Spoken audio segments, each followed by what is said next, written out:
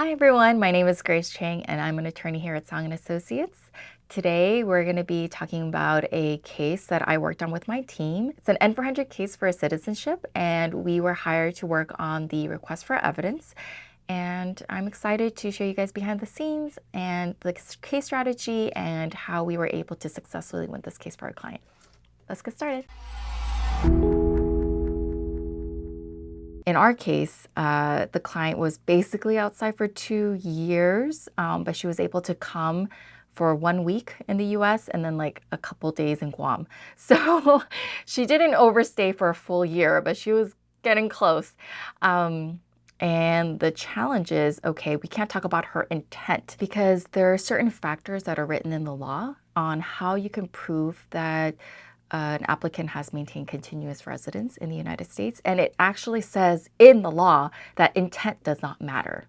So even if you intend to keep your residence in the United States, if you are outside for more than 6 months but less than a year, you have to overcome the presumption that you have broken your continuous residence. The factors that she did have in her favor is that she had family in the United States and they were citizen.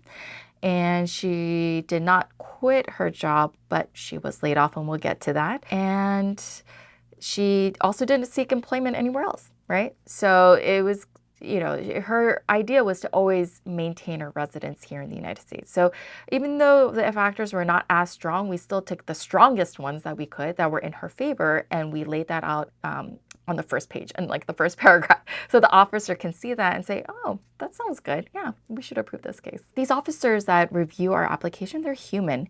So the more they understand about the context of who this person is or who our applicant is, we wanted them to be sympathetic and also paint our client in a more holistic light, right? So the client drafted an affidavit talking about her entire life story, her immigration story, how she came here, her roots here, she went to college here, her first job was here, everything was here. And then also outlining why she had to leave for her home country and what were the specific circumstances that prevented her from coming back to the United States. But the emphasis was the United States is my home and I'm applying for citizenship because I wanted to make it my permanent home. And I was actually inspired by her passion.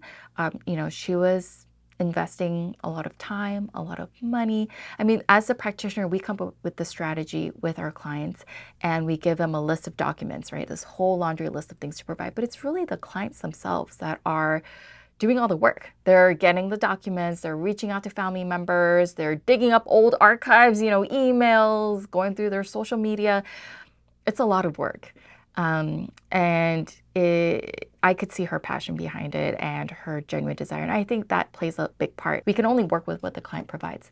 And in this case, I think it really helped that she really wanted this case to get approved. So yeah, she was thrilled when